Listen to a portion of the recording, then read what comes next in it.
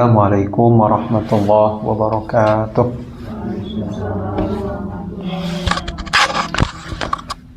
Alhamdulillah wassalatu wassalamu ala Rasulillah sallallahu alaihi wa alihi wasallam.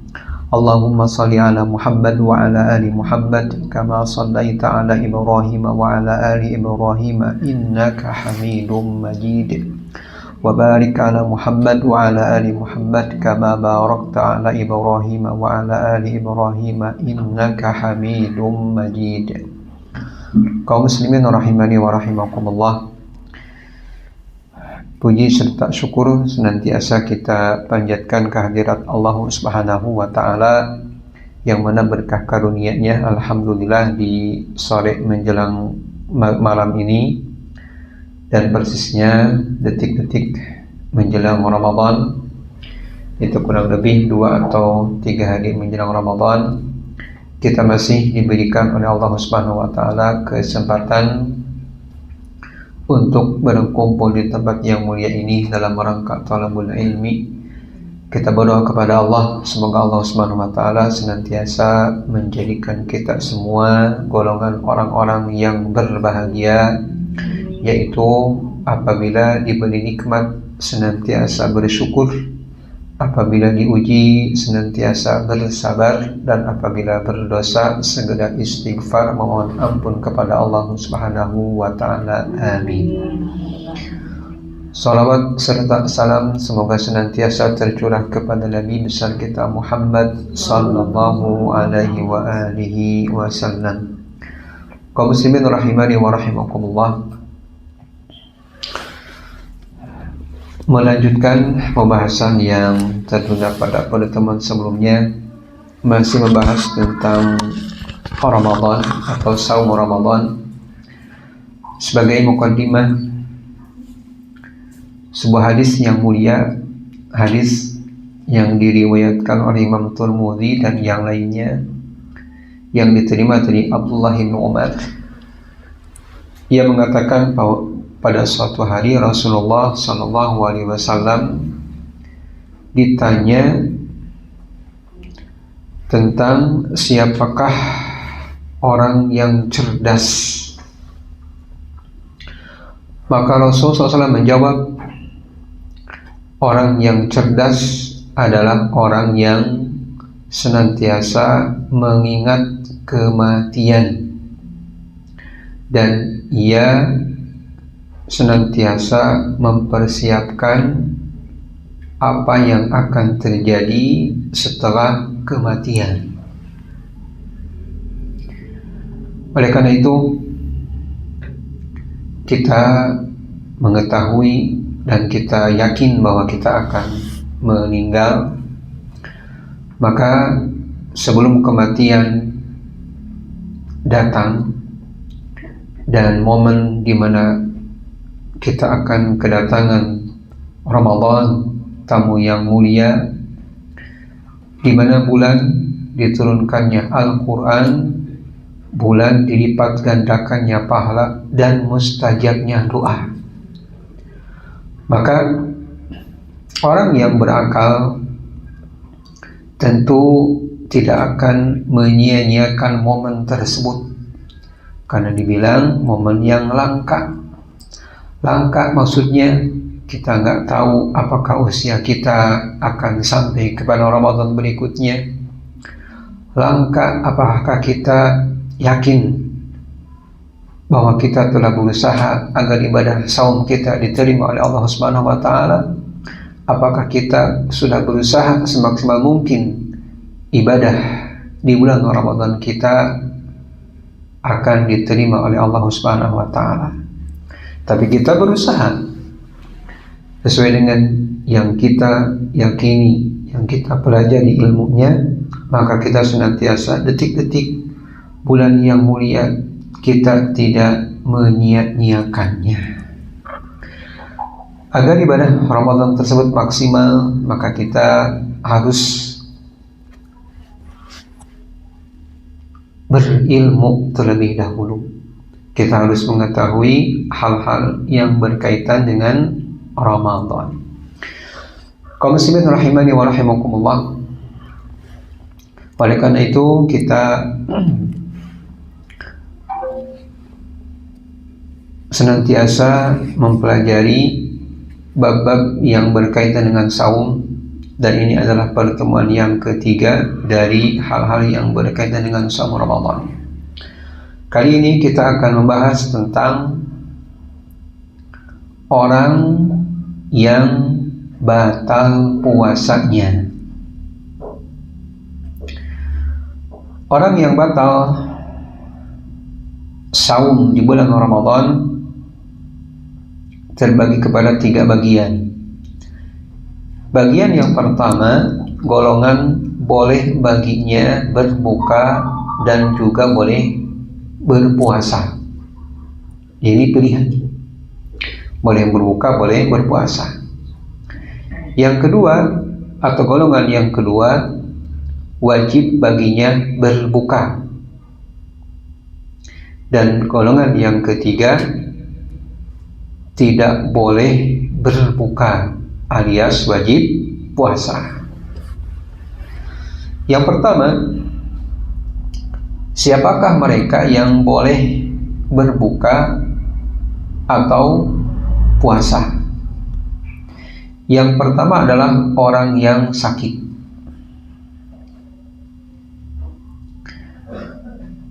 Pertama, arti sakit. Sakit adalah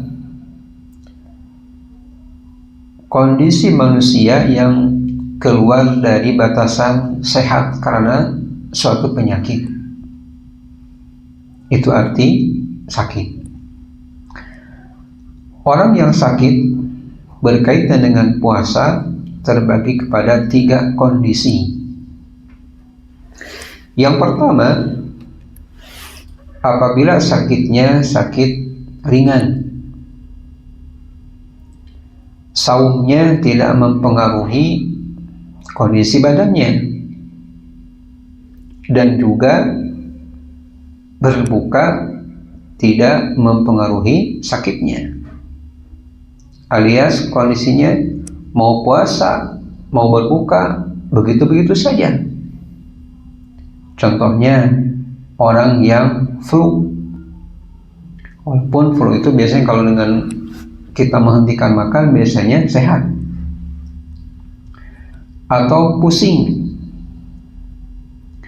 Tapi tentunya pusingnya bukan pusing karena rendah darahnya. Biasanya kita mau pusing karena nggak punya uang biasanya. Kantong kosong gitu ya. Atau misalnya sakit gigi. Maka orang yang seperti ini tidak boleh dia berbuka alias wajib puasa. Ya, ini beberapa kondisi sakit. Ya, sekali lagi, flu, pusing, sakit gigi, atau kriterianya yang sakit ringan, maka wajib baginya berpuasa. Kenapa? Karena pada dasarnya ibadah saum itu hukumnya apa? Wajib. Wajib itu dikerjakan berpahala, ditinggal berdosa. Itu kondisi yang pertama, orang yang sakit. Kondisi yang kedua, akan bertambah sakitnya atau tertunda kesembuhannya apabila ia saum, bahkan menyulitkan baginya kalau dia berpuasa. Akan tetapi tidak memadorotkannya, artinya tidak akan meninggal. Karena ada beberapa kondisi yang menurut dokter bahwa kalau tidak minum obat ini misalnya akan parah. Nah, maka kondisi yang kedua ini dianjurkan baginya berbuka dan makruh hukumnya berpuasa. Tentunya ini dengan pengamatan atau petunjuk dokter. Yang ketiga, kondisi orang yang sulit berpuasa. Ada nggak orang yang sulit berpuasa? Ada, itu ya. Dan dengan puasanya menyebabkan celaka. Contoh penyakit mah yang sudah menahunnya, yang kronis, telat makan 2 jam aja langsung efek pusing, bahkan bisa sesak napas. Nah, bagi orang yang seperti ini haram baginya berpuasa, alias wajib berbuka. Nah, itu 3 kondisi orang yang sakit berhubungan dengan puasa Ramadan. Kaum muslimin rahimani wa rahimakumullah. Kemudian golongan yang kedua yaitu orang yang berbuka di shaum Ramadan atau di bulan Ramadan. Kalau tadi mah sakit, yang kedua orang musafir. Apa musafir itu? Orang yang bepergian menempuh jarak jauh. Berapa minimal? 80 km. Nah, orang yang menempuh jarak perjalanan 80 km, maka ia pun mengalami 3 kondisi sebagaimana halnya orang yang sakit tadi. Kondisi yang pertama, sulit baginya berpuasa karena safar untuk melakukan kegiatan yang baik. Maka baginya berbuka itu lebih diutamakan.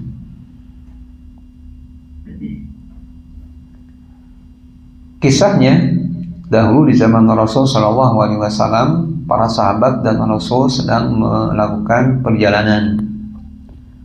Rasul melihat para sahabat sangat kelelahan, bahkan sebagian berteduh dengan apa saja yang dapat menghalangi teriknya matahari. Kemungkinan ini Ramadan di bulan panas, karena kebayang panas di tanah Arab itu sampai sekarang ya, itu sampai mencapai 50 derajat. Wah, nggak kebayang panasnya. Jadi nggak kuat kalau kita di rumah tanpa kipas, minimal kipas atau AC. Jadi 24 jam. Nah, maka Rasulullah SAW bertanya kepada mereka, apa ini? Mereka sampai kelelahan berteduh di bawah apa aja yang bisa menghalangi teriknya matahari. Maka para sahabat mereka menjawab, ya Rasulullah, mereka berpuasa. Maka Rasul bersabda, laisa minal birri as-saumu fis safar. Maka tidak termasuk kebaikan berpuasa ketika bepergian. Nah, di sini yang ditafsirkan, jadi kalau setiap safar kita mesti berbuka, karena kondisinya kalau kita bandingkan dengan sekarang jauh berbeda. Dengan kondisi sekarang kita safar mau kemana misalnya, terjauh di Jawa Barat mungkin ke Jawa Timur, kita bisa memilih. Kalau toh misalnya siang melelahkan, bisa malam dengan kendaraan kereta misalnya. Bahkan mungkin siang pun kalau kita naik kereta yang premium atau bisnis itu udah nyaman ya, walaupun mungkin ekonomi sekarang nyaman, ada AC ya.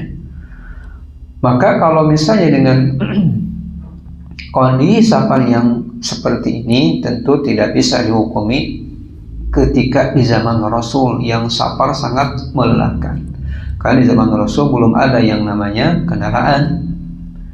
Unta juga mungkin bagi beberapa orang yang Allah lebihkan rezekinya. Selainnya safar jalan kaki, maka cukup melelahkan. Sehingga kondisi yang pertama ini, ketika Rasul melihat para sahabat sangat kelelahan, maka tidak termasuk kebaikan berpuasa di perjalanan.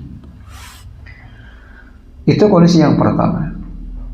Bisa saja mungkin terjadi di zaman sekarang, bisa saja ya. Maka mengikuti ini kondisi yang pertama. Bahkan mungkin kalau sekarang mah sampai kita kalau umroh, bagi yang belum umroh dan yang udah, semoga Allah senantiasa atau segera memanggil ke tanah suci. Amin ya rabbal alamin. Bahkan umroh pun kurang lebih 9 jam di pesawat, itu tidak merasakan lelah. Maka safar dari Indonesia ke tanah suci sekarang kondisinya nyaman, jauh dengan di zaman Rasul Shallallahu Alaihi Wasallam. Andai kata kita umrah di bulan Ramadan, karena pahalanya sangat besar.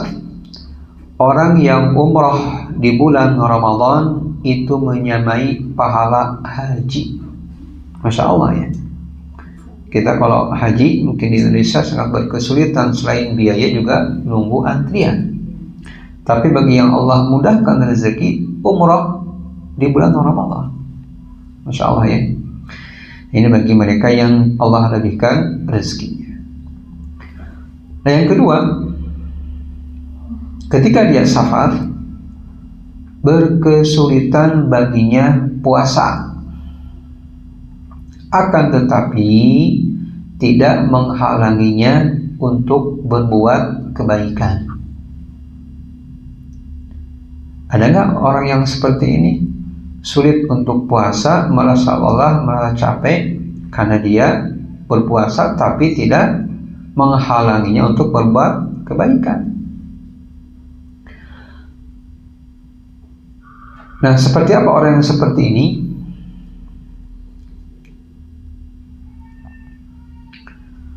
Dikisahkan pada zaman Rasulullah SAW bahwa kata Abu Darda, kami keluar safar bersama Nabi SAW di musim panas, sampai seseorang meletakkan tangannya di atas kepalanya karena panas cuacanya. Di antara kita ada yang berpuasa,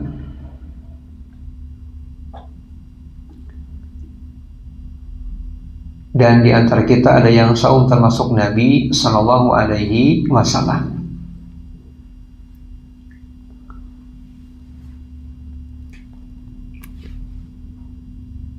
Maka Nabi Sallallahu Alaihi Wasallam bersabda dalam hadis lain, ini hadis diriwayatkan oleh Aisyah, in syi'ti fasum wa in syi'ti fa'abtir.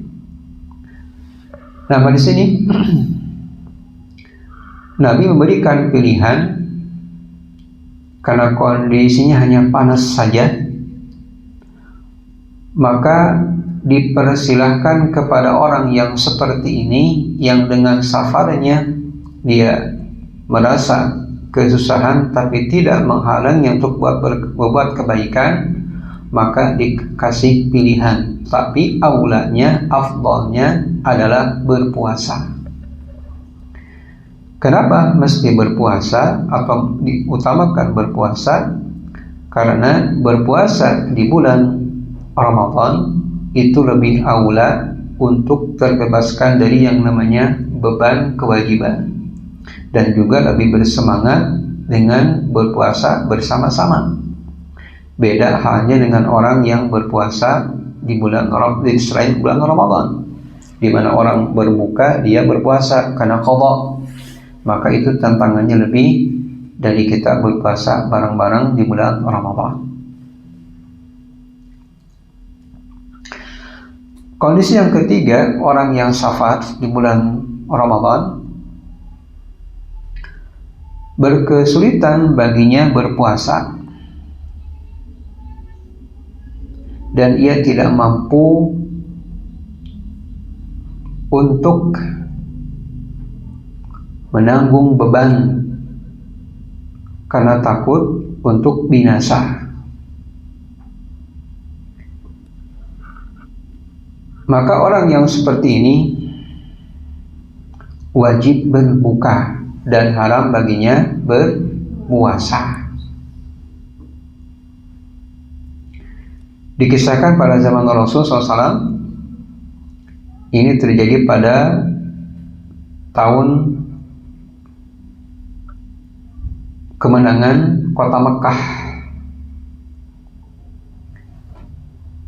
bahwa Nabi SAW ketika itu berjalan sampai ke sebuah tempat yang namanya Ra'il Ghamim.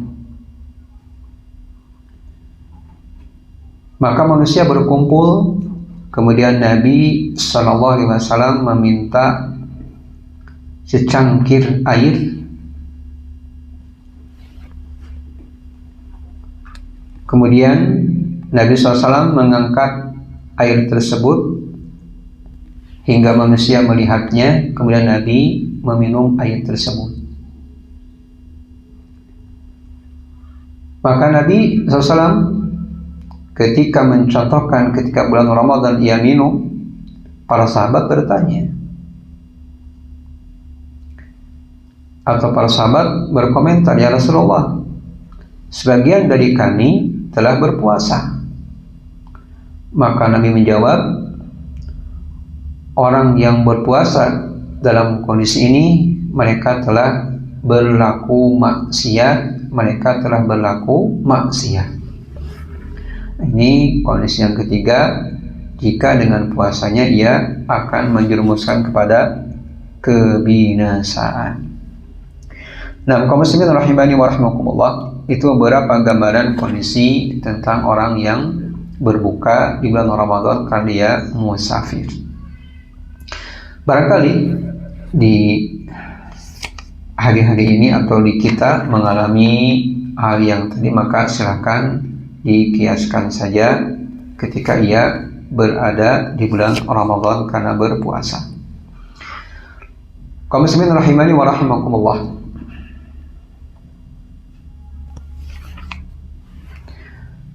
kemudian berikutnya yang ketiga, orang yang berbuka di bulan Ramadan adalah orang yang tua renta. Yang pertama orang yang sakit, yang kedua musafir, yang ketiga orang yang tua renta atau lanjut usia atau lansia. Yang keempat, orang yang memiliki sakit yang menahun. Nah, bagi orang yang tua renta dan orang yang memiliki sakit yang menahun, maka baginya cukup membayar fidyah. Jadi berbuka cukup bayar fidyah dan tidak wajib qadha. Nah, orang yang seperti ini, tua renta dan orang yang memiliki sakit yang menahun, membayar fidyah yaitu memberikan makanan pokok setiap harinya atau sepenuh hari yang ia tinggalkan kepada orang fakir dan miskin. Pada dasarnya bahwa fidyah ini memberi makanan pokok kurang lebih 6 ons makanan pokok. Makanan pokok kita apa? Beras. Ya. Nah, beras seberat kurang lebih 6 ons diberikan sejumlah hari yang ia tidak puasa. Nah, boleh nggak dengan fidyah ini kita memberi makanan siap santap, alias ada nasi, ada apa lagi? Lauk pauk gitu ya, 4 sehat, 5 sempurna, kagendapna wareg. Boleh. Tapi syarat yang keenam tadi apa? Harus mengenyangkan. Ya, harus mengenyangkan. Nah, ada kisah yang cukup menarik ya. Ia ketika itu karena punya penyakit mah yang kata dokter menahun kronis, maka ia tidak berpuasa. Dan atas petunjuk dokter ia tidak berpuasa karena harus minum obat, maka ia membayar fidyah. Tetapi bayar fidyahnya dia mengira bahwa karena orang kita orang Indonesia makan nasi sehari berapa kali? 3 kali. Ya, kita betul nggak? Walaupun kata dokter menyehatkan tuh makan nasi sekali aja katanya. Ya, di siang hari gitu ya. Pagi dan sore makan yang ringan. Itu bagi usia yang udah tua ya, atau ya yang sering sakit-sakitan. Itu menyehatkan, masya Allah ya. Nah, orang ini dia bayar fidyah karena nggak tahu sehari itu 3 porsi makan dikali 30 hari karena dia sakit sebulan. Maka berapa jumlahnya? 90 porsi. Ya, karena dia berkeyakinan bahwa orang Indonesia makannya sehari 3 kali, maka dengan fidyah itu harus memberi makan 3 porsi. Nah, di sini bahwa yang benar cukup 1 porsi saja, tetapi apa? Mengenyangkan. Kalau kita mau ngasih dengan makanan siap santap. Tetapi kita harus tahu bahwa pada dasarnya cukup 6 ons saja beras. Itu udah termasuk fidyah. Jadi kalau kita misalnya mau ada orang tua renta atau punya penyakit menahun, 6 ons dikali 30 hari. Ya, kira-kira berapa? Ya, sekitar lebih mungkin ya. 6 on dikali 30 hari. Tinggal dikalikan saja ya. Itu kalau kita mau memberi fidyah dengan bahan pokok ya. Jadi tidak siap santap. Nah, kaum muslimin rahimani wa rahimakumullah. Tapi pernah waktu beberapa tahun yang silam ya, ketika kami di Mesir itu, ada orang tua itu membayar fidyah 10.000 ya. Nah, bahwa pada dasarnya makan fidyah itu dengan bahan pokok. Kalau kita mau diberikan makanan ya syaratnya mengenyangkan ya. Kalau dulu mah 10.000 ya udah lumayan gitu ya. Sekarang 10.000 mah permen ya. Nasi padang berapa? 20.000 ya. Nasi padang mengenyangkan tidak? Tergantung ya. Tergantung. Kalau badannya gemuk gitu ya, 1 bungkus nggak cukup ini. Nah, ya pilih orang yang sangat membutuhkan terhadap makanan. Nah, itu yang ketiga dan keempat. Ya, orang yang berbuka di bulan Ramadan. Setelah tadi orang yang sakit, musafir, kemudian tua renta, orang yang sakit menahun. Yang kelima dan keenam, orang yang hamil dan menyusui.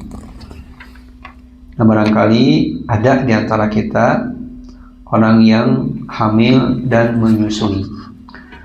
Nah, orang yang hamil dan menyusui di sini, ini silang pendapat para ulama kondisi mereka. Yang tidak ada perbedaan yang pertama, kalau dia takut dengan saumnya akan mengurangi gizi bayi atau janin, maka baginya apa? Berbuka dan wajib qadha.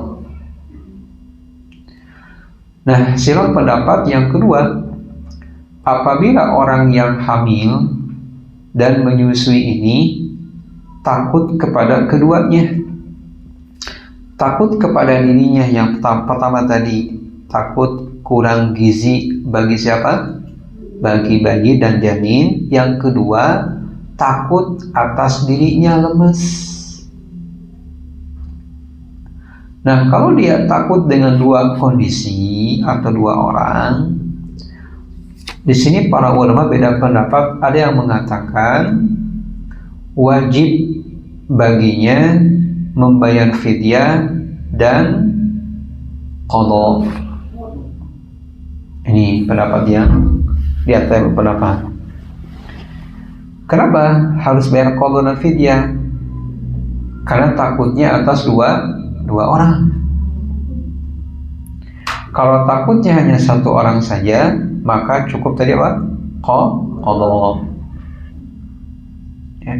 Itu diantara pendapat para ulama, ya.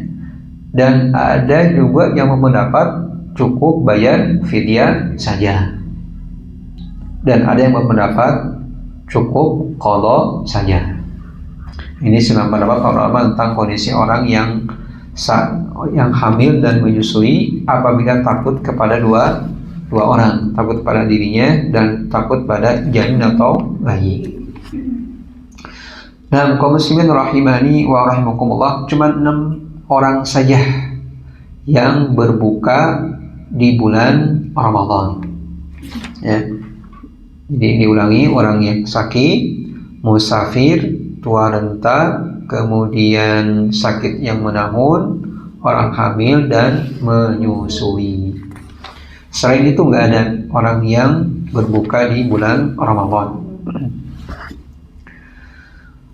Kaum muslimin rahimani wa rahimakumullah. Kemudian ini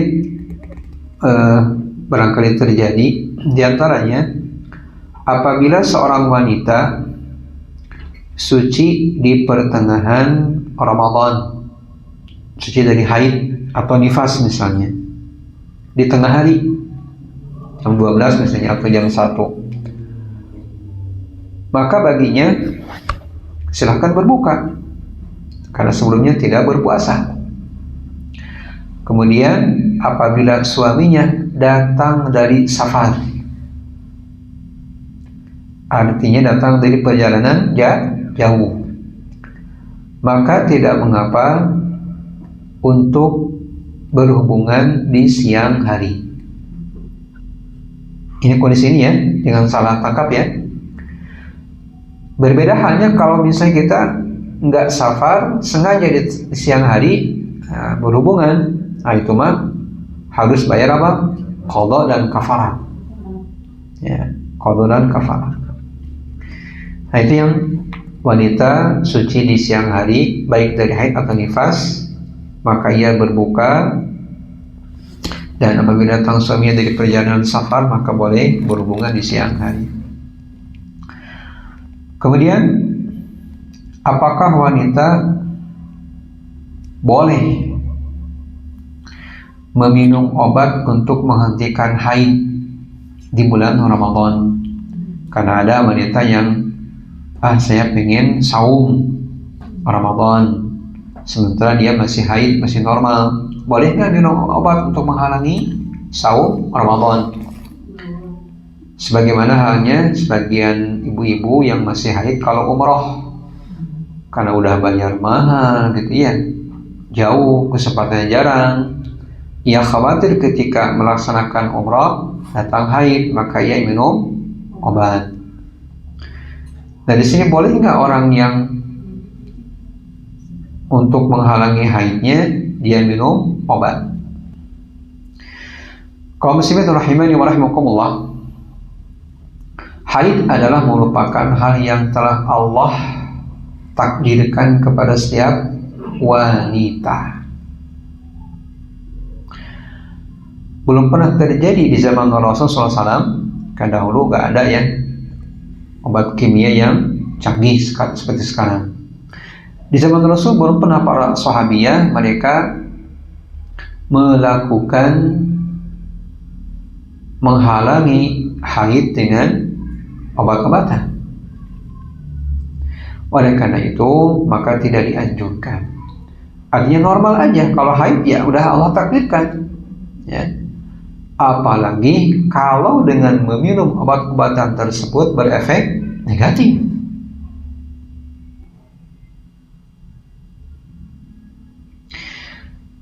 Itu yang pertama. Yang kedua, kalau misalnya dengan minum obat tidak berefek negatif, maka tidak mengapa untuk mengkonsumsi obat penghalang haid. Jadi ini ditentukan kepada kondisi, atau bertanya kepada dokter apakah dengan menghalangi haid agar berpuasa di bulan Ramadan menghalangi kesehatan atau mengganggu kesehatannya atau tidak. Karena terkadang terjadi di sebagian wanita yang nikah muda gitu ya, ia tidak mau punya anak terlebih dahulu, minum obat, sampai sekarang belum punya anak karena pengaruh obat tadi ya. Jadi sebaiknya konsultasi dengan dokter ahli apabila mau melakukan tadi ya hal tersebut. Nah,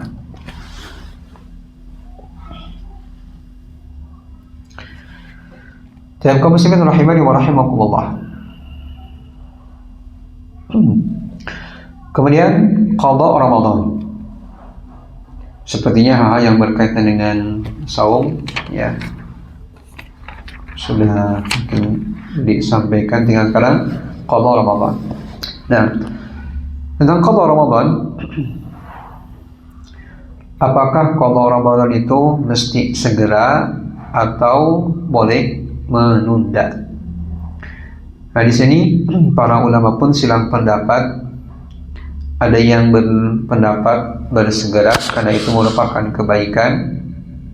Karena apabila seorang yang punya hutang berpuasa sementara ia mampu untuk berpuasa, kemudian Allah segera memanggilnya, maka ahli waris harus menanggungnya. Dan sebagian berpendapat kalau orang yang seperti ini, ada yang berpendapat cukup fidyah saja, terkecuali saum nadar, maka mesti berpuasa keluarganya atau ahli warisnya. Pendapat yang kedua bahwa boleh menundanya, sebagaimana Aisyah mengisahkan bahwa ia mengqadha Ramadan di akhir-akhir tahun atau menjelang Ramadan, artinya di bulan Sya'ban, karena beliau sibuk melayani Rasul Shallallahu Alaihi Wasallam. Dan dengan perbuatan Aisyah ini, sebagian berpendapat bahwa tidak mesti segera dalam mengqadha saum Ramadan. Tapi tentunya kita ingin bahwa yang namanya kebaikan sementara kita tidak ada halangan, maka mesti segera mengqadhanya. Ini barangkali ada di sini yang batal saum di bulan Ramadan.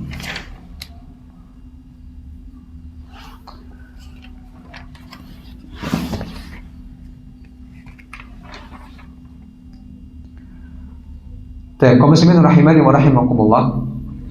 Nah, tentang qada ini sedikit tambahan bahwa kapan ahli waris itu mesti mengqada saum yang telah meninggal.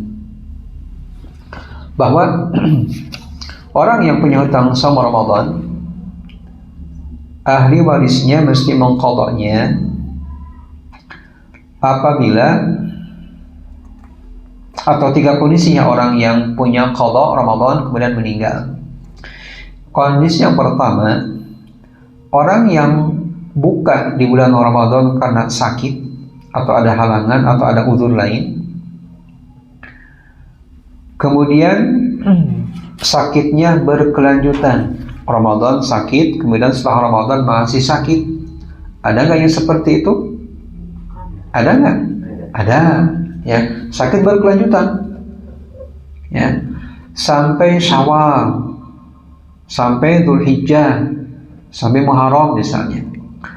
Nah, orang yang seperti ini, ia punya hutang saum Ramadan, sementara ia setelah Ramadan tidak sempat karena sakitnya berkelanjutan, maka tidak apa-apa baginya dan bagi ahli warisnya, alias nggak usah mengqadhanya, nggak usah memberikan fidyah. Itu yang pertama.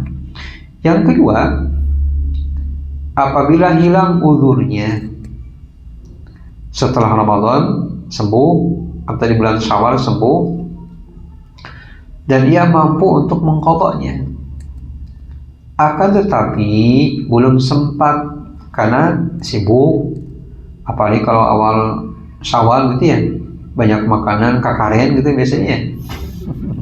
Aduh sayang kalau tinggal puasa nanti makanan basi gitu.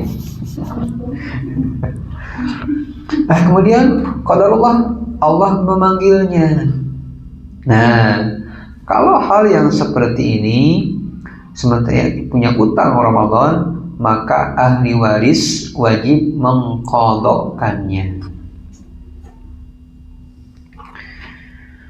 Yang ketiga, apabila ia mati memiliki saum nadar.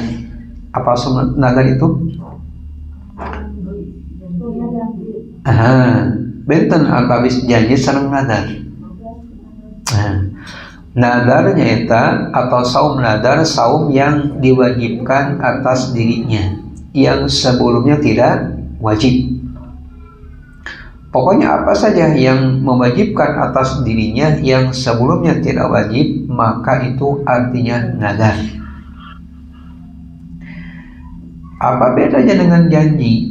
Kalau janji mah orang yang menyelisihi janji dia disifati oleh munafik. Kalau orang yang menyelisihi nadar maka wajib bayar kafarat. Kafarat nadar apa? Pertama, memberi makan 10 orang fakir miskin. Kalau tidak mampu, memberi pakaian yang layak untuk sholat 10 orang. Kalau tidak mampu, berpuasa 3 hari. Itu kafarat menyelisihi nadar. Kalau janji enggak menyelisihi janji, maka disifati munafik dan kafaratnya banyak istighfar. Nah, nadar ini itu mewajibkan atas dirinya hal yang sebelumnya tidak wajib. Contoh, wajib atasku puasa 1 hari. Nah, maka kalau tidak melakukannya maka dia berdosa. Wajib bayar kafarat. Atau nadar, namanya nadar mu'alaq ada. Misalnya gini, kalau si Ujang lulus dari kuliahnya, maka wajib atasku menyembelih seekor kambing misalnya. Ada yang gitu nggak? Ada. Saking bahagianya gitu ya, saking gembiranya si Ujang, harapan masa depan gitu ya, selesai kuliah dapat amal gitu ya, dapat pekerjaan, bersyukur. Nah, kalau si Ujang sukses gitu ya, menurut kita ya sukses, maka wajib atasku menyembelih seekor sapi misalnya. Nah, maka apabila terjadi maka wajib menyembelih seekor sapi itu. Nah, pertanyaan, apa hukum menyembelih sapi sebelumnya? Wajib tidak? Tidak, ya. Tapi setelah dia bernadar maka menjadi wajib hukumnya. Nah, kaum muslimin rahimani wa rahimakumullah. Selanjutnya perkawis saum sunnah. Nah, pentarosan naon atau manfaat sunnah gitu ya. Naon sunnah teh manfaatna? Nah, sunnah teh nyaeta penambal dari yang wajib atau penyempurna hal yang wajib. Sebagaimana halnya dalam sholat, ada sholat wajib, ada sholat sunnah. Apa fungsi sholat sunnah ini? Ya, penyempurna, penambal hal yang wajib. Begitu juga dalam saum. Nah, pertanyaan, emang apa yang kurang ketika kita saum Ramadan? Apa kira-kira?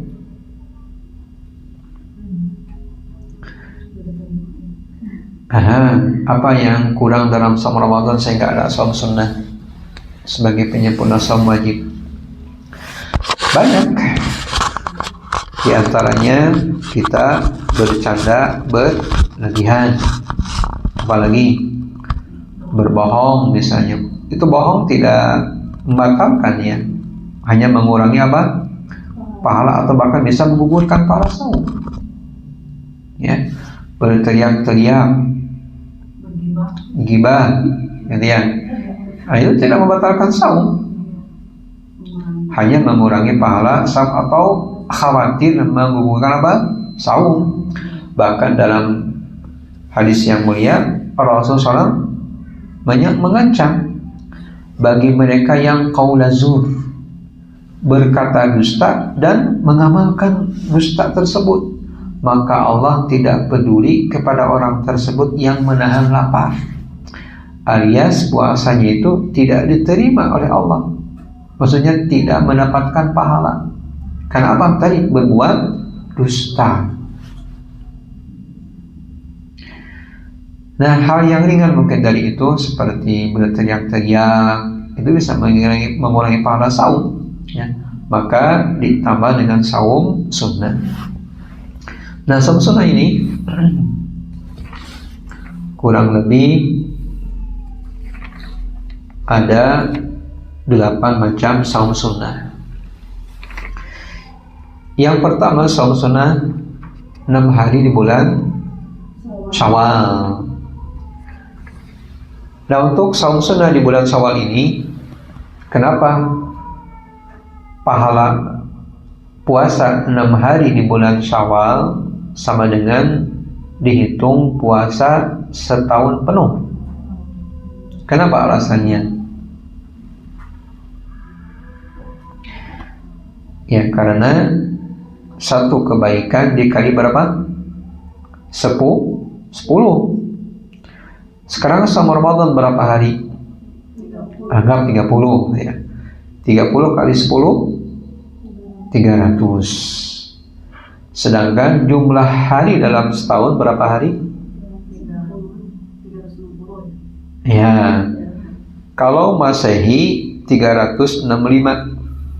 Kalau Hijriah berapa? Bedanya 11 hari. Berapa? 354. Ya, digenapkanlah 360.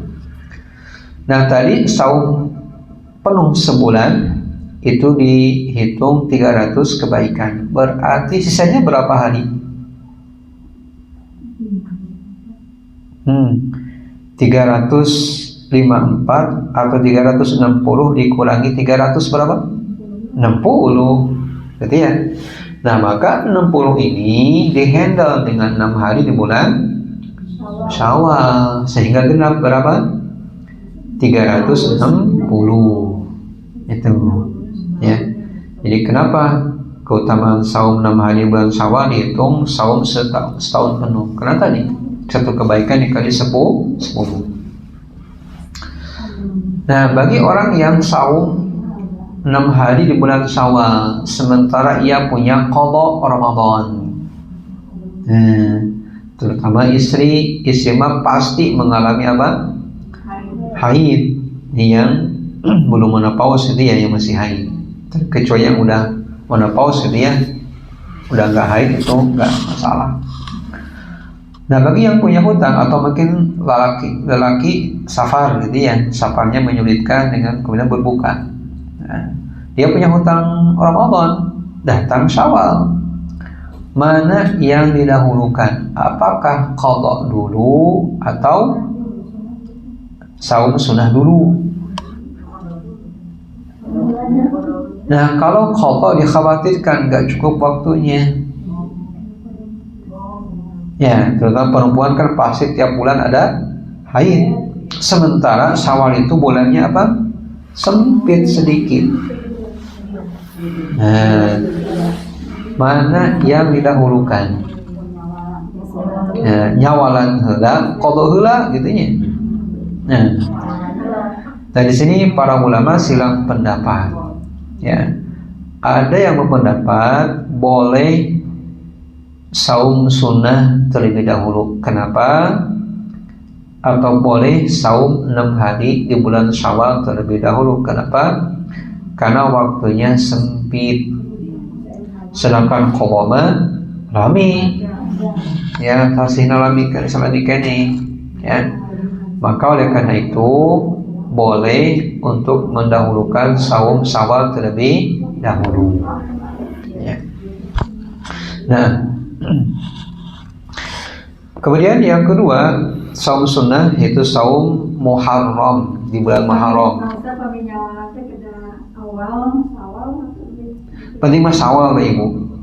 Badai awal, pertengahan, badai akhir. tadi orang kali target misal kita kaping sabaraha haid iraha kena ditambahkan bilih kita kabujang seet sawalna boleh tidak berurutan ya. Mung sebagian berpendapat ulah di awal-awal terutama gitunya kurang keluarga besar gitunya hari pertama Syawal keduana saum gitunya kabumi seueur tamu jemedud gitunya tuan rumah teh mau puasa kasihan orang yang tamu datangnya ngambal kene wagi seoras kakaren sekene seueur gitunya waujang keluarga besar salomping kerabatna waujang ya bedud nah sebagian diakhirkan saja, maksudnya tidak di hari pertama bulan Syawal ya atau hari kedua enggak ya. Nah tadi untuk karena kita membahagiakan tamu diantaranya apa ya, memberikan kebahagiaan dengan kita ikut makan. Kita jangan sampai tamu suruh makan kita agak makan, pasti tamu itu agak canggung gitu ya. Nah menghormati betul tamu. Nah kemudian yang kedua, saum sunnah ini saum Muharram. Ini persisnya bulan Muharram dan disunahkannya adalah di tanggal 9 dan 10. Kenapa tidak boleh tanggal 10 saja? Karena ini dikhawatirkan tasabuh terhadap orang-orang Yahudi. Jadi hari raya mereka itu tanggal 10 Muharram. Kenapa? Karena tanggal 10 Muharram ini hari di mana diselamatkannya Nabi Musa dari kejaran Fir'aun dan bala tentaranya di Laut Merah. Yang mana peristiwa ini Allah memerintah kepada Nabi Musa untuk melemparkan apa? Tongkatnya ke laut sehingga terbelah. Terbukalah jalan, kemudian Nabi Musa dan pengikutnya melintasi. Setelah selesai, setelah sampai kepada tujuan, tiba-tiba laut itu apa? Bertemu kembali sehingga Fir'aun tenggelam di laut. Nah itu tanggal 10 Muharram. Maka orang-orang Yahudi mereka merayakannya. Nah kita diperintah untuk menyelisihinya. Maka di sini kita berpuasa tanggal 9 dan 10 Muharram. Kemudian berikutnya memperbanyak saum di bulan Sya'ban. Nah, Sya'ban tinggal 2 hari lagi ya. Kalau misalnya ru'yah sekarang Sya'ban tanggal berapa? Ibu bisa terang, ibu bisa ngetang. Sepuh kapung kurma tetiasa ngaos tapi ngetang pinter. Kakumaha tanya. Terang ada teh sasi Hijriah teh Sya'ban kaping sakieu gitu nya. Orang ngaos makirang nulis apalagi gitu nya, nyerat kirang tapi ngetang pinter. Enak kaping sabaraha ayo. Ya, kirang langkung 27 terus 27 ya. Enjing Senin 28, Selasa 28 artinya sehingga kita tiasa menerka kunaon orang-orang Muhammadiyah gitunya nangtoskeun puntennya aya orang Muhammadiyah di dieu pilih gitunya aya ari antum saha ya di anjeun saha nya Muhammadiyah umat Rasulullah sallallahu. Nah golongan orang yang menentukan Ramadan dengan hisab di antara Muhammadiyah, yang mohon maaf ini kalau ada Muhammadiyah. Mereka menentukan bahwa saum awal Ramadan tahun ini hari apa? Hari Rabu. Kenapa? Karena Selasa tanggal 29 Sya'ban itu akan ru'yah. Apa ru'yah itu? Melihat hilal Ramadan. Caranya itu di sore hari menjelang maghrib tanggal 29 persisnya hari Selasa. Nah kalau cuaca cerah cuaca cerah tidak hujan tidak mendung kemungkinan awal hilal Ramadan kelihatan. Maka kalau hari Selasa cuaca cerah, tidak hujan, dipastikan hilal kelihatan, maka besoknya hari apa? Hari Rabu itu pasti awal Ramadan, awal puasa. Tetapi sebaliknya, kalau misalnya di hari Selasa cuaca mendung seperti sekarang nih, kalau seperti ini sekarang itu nggak akan kelihatan hilal. Maka besoknya hari Rabu ngapain? Menggenapkan bulan Sya'ban. Jadi berapa? 30 hari. Maka Ramadan jatuh pada tanggal berapa? Hari apa? Hari Kamis. Nah, orang Persis telah memutuskan dalam surat resmi bahwa awal saum tahun 1447 Hijriah jatuh pada hari Kamis. Sehingga maka iya deh, benten deh ya orang ini awal Ramadan tanya. Ada orang ini kasaha pemerintah leres, orang pemerintah kenwe pemerintah menanggung segayana nya, menanggung sadayana, orang matang pipiluhun nya kenwe. Dan pemerintah insyaallah ru'yah. Nah, selanjutnya saum sunnah, saum Arafah li ghairil hajj. Saum Arafah teh kaping sabaraha? Salapan Dzul Hijjah. Selanjutnya saum Senin Kamis. Saum sunnah Senin Kamis. Nah, ini kaping 28 Sya'ban ya. Masih kesempatan kanggo anu sok saum Senin Kamis. Saran keutamaan saum di sari Sya'ban teh Rasulullah munyakeun dina hadis sahih yen Sya'ban teh bulan lalai kebanyakan manusia. Sedangkan Sya'ban teh bulan diangkatna amal ka Allah Subhanahu wa taala distorkeun. Ya. Rasulullah munikeun dina hadis sahih yen kaula hoyong nalika disetorkeun amal ka Allah teh dina kaayaan saum. Ya. Kumari itu ngemutan enjing ya, maka anu sok biasa saum sunnah dinten Senin masih kena kesempatan kanggo saum dinten Senin. Salajengna saum sunnah nyata 3 hari di setiap bulan. Anu namina teh saum ayyamul bid. Perkawis saum ayyamul bid, saum sunnahnya boleh tidak berturut-turut, boleh di awal, boleh di tengah, sareng afdhalna di pertengahan, kaping 13, 14, 15, dan boleh di akhir bulan. Terakhir yang termasuk saum adalah saum Daud, yaitu salang hari.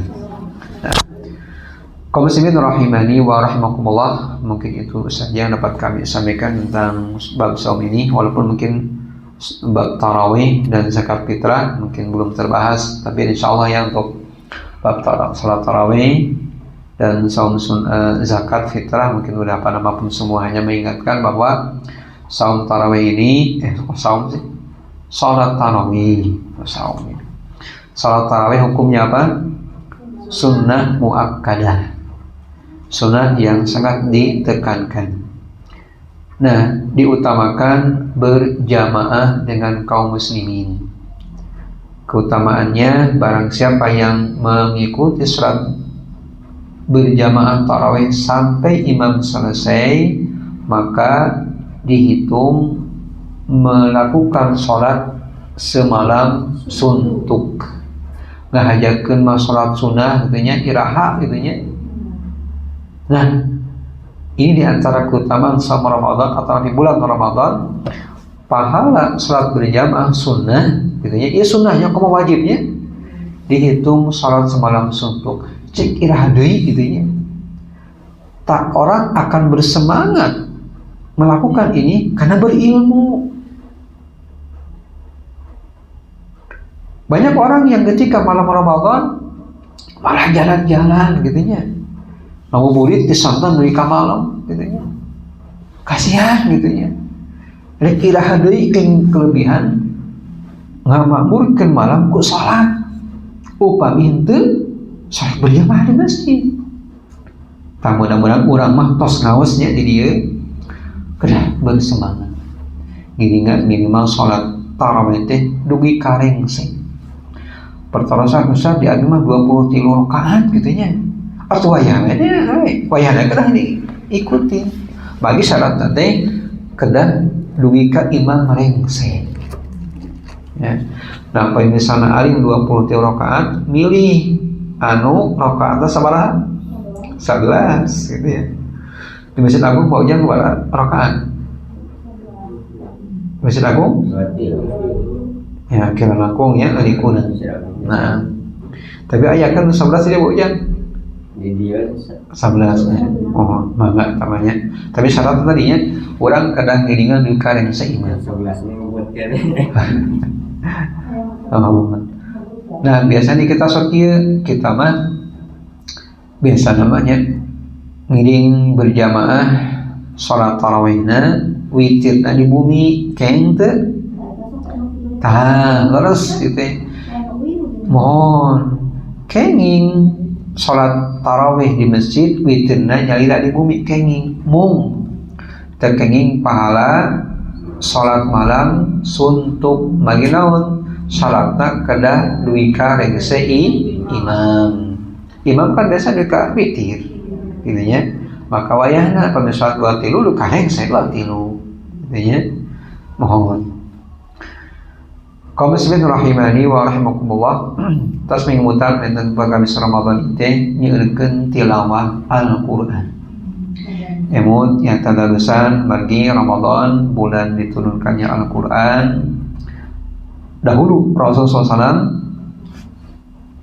mudarosah tilawah sareng malaikat Jibril selama bulan Ramadan. Maka kita sebagai umatnya maka memperbanyak tilawah Al-Quran sebagaimana Rasulullah SAW diarahkan tilawah di bulan Ramadan. Mudah-mudahan insya Allah dugi ka Ramadan sebagaimana sebuah doa yang dilakukannya oleh salaf. Allahumma sallimni ila Ramadan wasallim li Ramadan wa tasallamhu minni mutaqabbalan. Ya Allah, dugikan yuswa abdi ka Ramadan. Ya Allah, dugikan Ramadan ka yuswa abdi. Ya Allah, terimalah ibadah kami di bulan Ramadan. Naksati midua kafaratul majlis. Subhanakallah bihamdik asyhadu an la ilaha illa anta astaghfiruka wa atubu ilaik. Wassalamualaikum warahmatullahi wabarakatuh.